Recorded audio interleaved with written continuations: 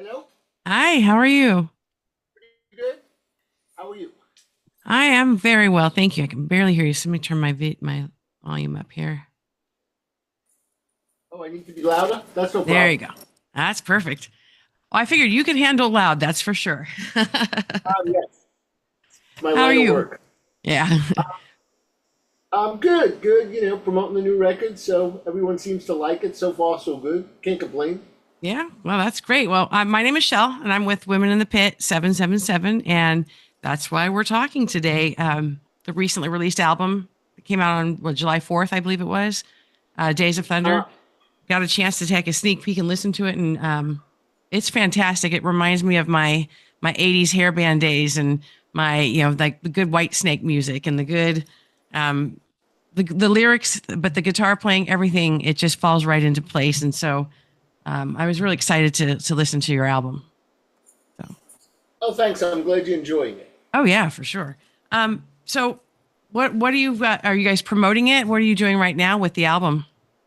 Right now, just a bunch of interviews, and then Maestro Mysteria, the keyboard player, he plays with Bruce Dickinson in the Mandrake Project, and then I also play with Alcatraz, so we have some touring commitments with both of those things. But then when the dust settles, the band Joe Stump's Tower of Babel will be out doing some live damage at some point, so there will be some touring, to support the record. Right now, just doing a bunch of press action and That's awesome. releasing the singles and the videos and all that nonsense. Yeah. I had a chance to watch the video of Days of Thunder, and I'm not sure who put that together, but it's pretty awesome. It's got everything. It's got fire. It's got money. It's got motorcycles. It's a great video. Yeah, yeah, kind of like a '70s Cold War vibe to it. And then the new single "Rules of Silence" is a bunch of live footage of the band playing. I think it was a festival from right outside of Paris. Okay, that's great. Well, can you dive in a little bit and tell us about how the latest album came to be, Days of Thunder? How you guys formed that? Yeah, well, the band was formed back, like, I think the first record came out, like, maybe 2016 or 17. And it was the same lineup with the exception of the singer. So then we had a bit of a falling out with the singer, singer being a problem, big surprise there. And then we were kind of like in limbo for a little bit, but then the pandemic hit, and I wrote like all the tunes on the record or the music to it. Mhm. And then I wrote and recorded all that maybe like a few years ago, and then by the time we finally found Joe Amori, the new singer, and then the rest of the fellas put their parts together, and then found a home for the record, it was like several years. So that's kind of how why the whole thing was so slow to develop from like our very first record up until this release now. Yeah. And so I believe Joe came on in 2020. Is that what you around there? Somewhere around there. I mean, Maestro Mysterio, the keyboard player, he heads the Vivaldi Metal Project, and Joe was singing on the Vivaldi Metal Project, and he said, "Hey, what about this guy for us as far as vocals go?" And he sent me I think it was a YouTube link to him because he has a Dio tribute, or he did for a while over in France. So Yeah. he was doing something like Holy Diver and destroying it and sounded great. So I was like, okay, sold. You know what I mean? This guy's perfect. So he's a perfect match, and he did a nice job on the record. He really shines. And him and Mark Cross, the drummer, Mark also helped Joe a lot. Like both of those guys, Mark helped Joe out quite a bit with the lyrics and the melody lines and Mhm. everything for the record. Yeah. That's awesome. So is there going to be any touring coming up for the band?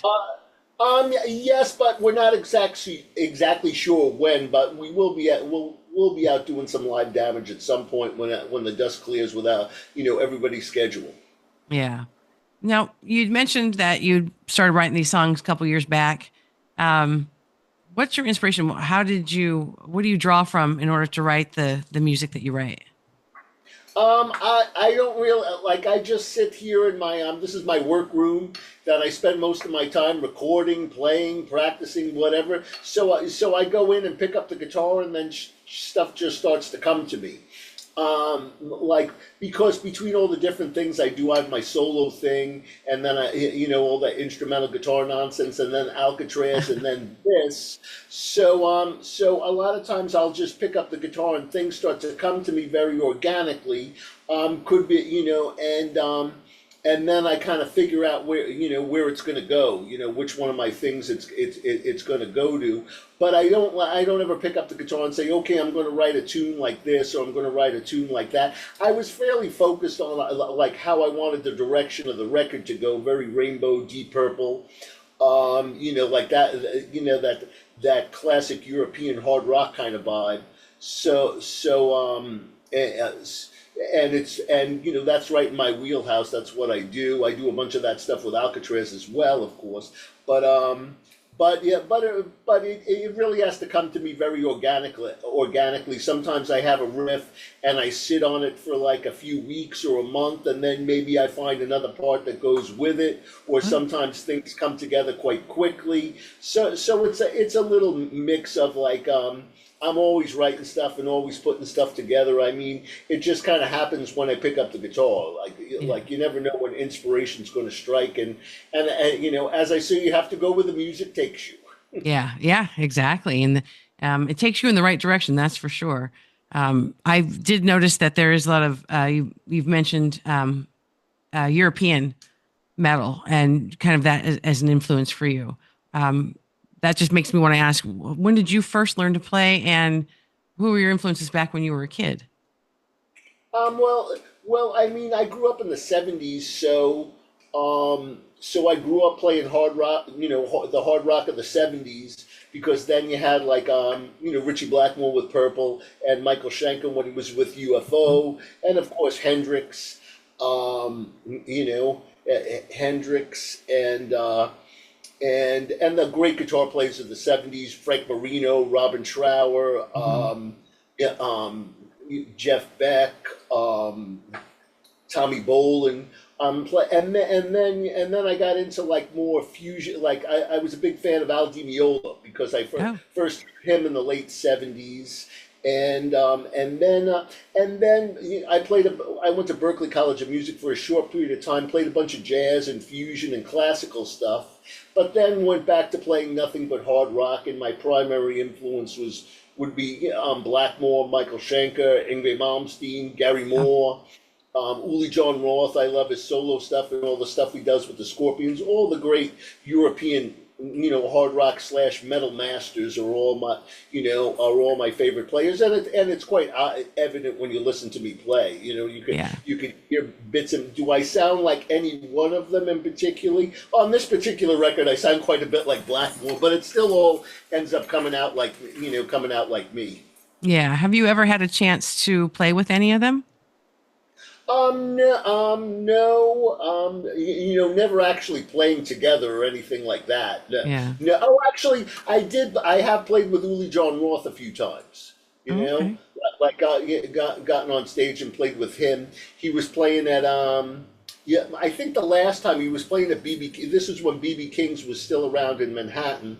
Right there in the middle of Times Square.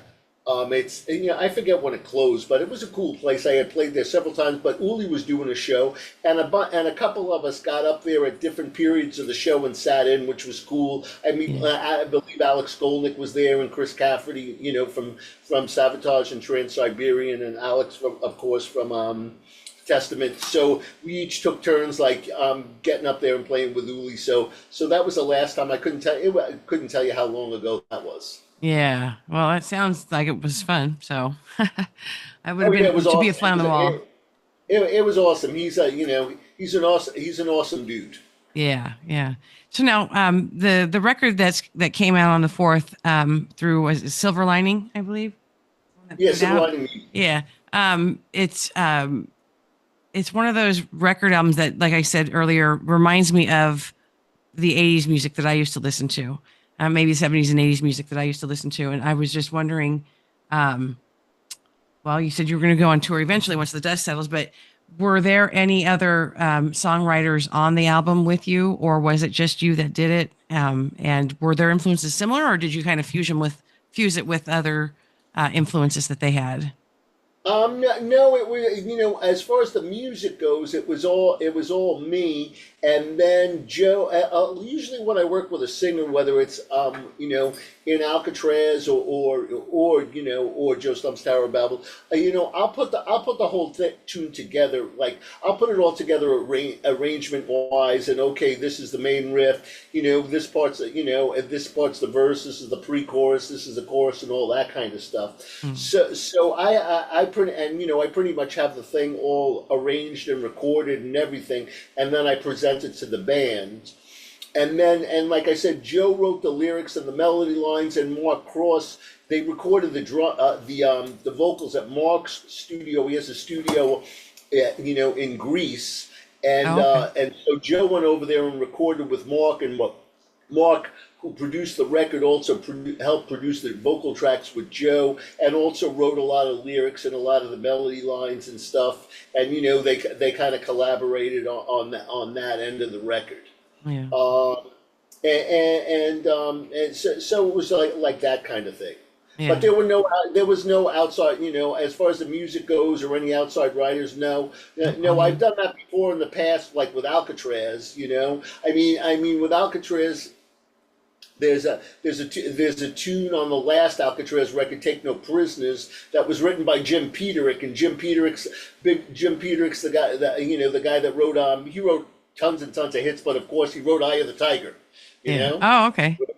which everybody knows. You know what I Yeah. mean? Yeah. And a bunch of the other Survivor hits, and Jimmy Waldo in Alcatraz. He's friends with Jim, and that's how that whole thing kind of came about. Yeah. Awesome. So I guess we can look forward to maybe future plans of some touring. And I know you've got several uh, bands and stuff, and you're also a professor at Berkeley. Are you still Yes. doing that as well? Yes, yes, of course, yes, yeah, yeah. The summers, I work all the time. So the semester started back, I want to say in the very end of May, beginning of June. So that goes all the way up until like the beginning of August, and then I work this 1 week program for the college, and then the fall semester ramps up fairly early, like the first week of September. And that's going to be quite hectic because I got a Scandinavian/European tour with Alcatraz. Yeah. So it's a kind of thing where I have to make up a bunch of work before I leave. So it's going to be, I've done that many, many times. So pretty much when September hits, I'll start working 6 days a week, Oh my goodness. and then go out on the road and then come back and work another 6 days a week for a while. Now, do you ever get to meet any of your students when you're on the road? Yes, yes. In fact, quite. I like a bunch of tours. I met quite a few of them. I've met, and it's kind of funny. I met one of. So they'll come out in the states. In the states, a bunch of them came out, but in Europe as well. In Europe and the UK as well. So it's very, very cool. To reconnect with a bunch of my students, and especially on the US tour, I saw quite a few of them. So it was awesome. That's awesome. Is that your favorite guitar that you have in your hands there? No, I mean I have a billion guitars. I got like something like 60 guitars. So this just happens to be the one I've been playing, and I'm more comfortable like sitting with a guitar in my lap and talking than just sitting there by myself. So it's Yeah. really just I'm not going to play anything, but it's more of like Oh, darn. just yeah. Well, I'm not even plugged in or anything. Yeah. Okay. I was Plugged hopeful. in. Yeah, yeah, exactly. Some shredding during the interview. Yeah. What was I going to say? Yeah, but yeah. So I've been there. I've been on the faculty there for like now. This is 32 years. So I can't complain. There's not too many jobs where you can take off, go on tour, and you don't have to go into work until 1 o'clock in the afternoon, and you get to make Yeah. your own schedule. So. Yeah. That's Uh, kind of nice. Yeah, and then especially oops, hold on one sec. Okay. I just kicked something. I was making sure I didn't like disconnect something. But Yeah. anyway, yeah, no, I like it quite a bit. Plus, it's kind of cool having the security of that kind of job, and then still being able to, be a musician. Yeah. Yeah. So it's quite nice. When you're on tour, do you prefer like festivals or intimate settings? What is your favorite venue to play in? I like playing everywhere and anywhere. I don't. I Yeah. like little clubs where the people are on top of you, and it's packed, but there's only 75 people in there or something like that. Yeah. Yeah. Or have I played big metal festivals? Yeah, I mean that's awesome too. It's a different kind of thing. I like playing. I probably like playing clubs better. I like playing inside better than I like playing outside. Yeah. Outside, big festivals are cool and all that, but the sound kind of goes everywhere, and the Yeah. people are like so far away from you and everything. So playing, but it doesn't matter to me. As long as guitar's involved, I'm all in. So I enjoy all of it. What instrument would you have played if it wasn't guitar? No instrument at all. None. I'm not one of those natural, as you could hear by the way I talk. You know what I mean? Like you wouldn't want to hear me sing. You know? Yeah. Exactly with my nasally New York accent. But what was I gonna say? No, I'm not one of those like naturally musical dudes where like, oh, I play a little of this and that, and I get on the piano when I start playing some Bach and Beethoven or anything. No, I'm strictly just with this. And that's about it. I mean, ever since I was like 13, 14, I knew this was going to be what I was going to do. Yeah. I haven't strayed off the path since. And we've all benefited from that. So that's Oh an well, excellent. thank you very much. Thank you Yeah. very much. Oh I'm no. working on it. Yeah. Well, you're doing great. So, I did notice I am a photographer also, and I noticed the pictures behind you. Are they signed pictures or are they just pictures from concerts in the past that you've attended or?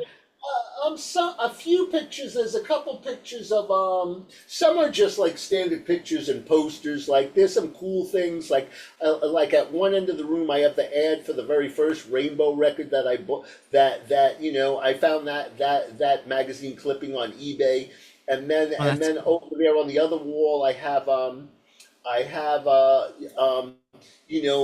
ad for the first Ingve record, for the first Rising Force record. Those are two of my favorites. So, and then I have some cool things. That particular there's a print over Mhm. there, the Alchemy print, which the guy that did the cover of that for Ingve also did one of my Joe Stump's Reign of Terror covers. So he gave me that. He gave me that as like a gift. And there's a couple pictures of where people have taken live photos. Well, like one time I opened for Ingve, and a photographer came and took a bunch of live photos of me, but then took a bunch of Ingve as well and gave a few to me as a gift. So I have a few things like that there. That's You know what I cool. mean? And then I Yeah. have like on my right hand side, I have all my tour lanyards and passes like all hanging. So Yeah. it's like a mess considering how long I've been doing this. No. But Uh, yeah, I have like Ingve, Blackmore. I got Hendrix and some live shots of Gary Moore over there, and all my favorites. Here in my room. That's the one thing yeah. about this line of work. It's like being 16 eternally. So. Eternally. Yep, exactly. I love it. I love it. I guess I should probably get back to the album too, because I know it came out. Is there anything that you would like our subscribers to know about the album or any upcoming Easter eggs or anything you guys are working on? We'll probably release another single at some point, over the next month or so. The new single just came out like just like when the record came out. Mhm. So it'll probably be a little bit, but there'll be another couple singles from the record, so everyone can. And anybody, if you haven't heard the record, I encourage you to check it out if you love old school classic European hard rock slash metal with killer tunes and cracked musicianship. Yeah. You know. And where can they find any of the to listen to? Do you have a website that they can access to listen to the music or? All the stuff's on all the streaming sites, Okay. And there's an official Tower of Babel. There's an official Joe Stump's Tower of Babel Facebook page, and of course an official website and everything. And of course the whole record's out on all the streaming platforms, and of course on YouTube as well. Okay, well, I appreciate the information, and so do everybody that follows us. So I guess the world's now enjoying the Days of Thunder, and we look forward to having some more singles released. And I appreciate your time today. Well, thanks for having me. It was a pleasure. Yeah, thank you. Take care. All right, bye. Bye bye.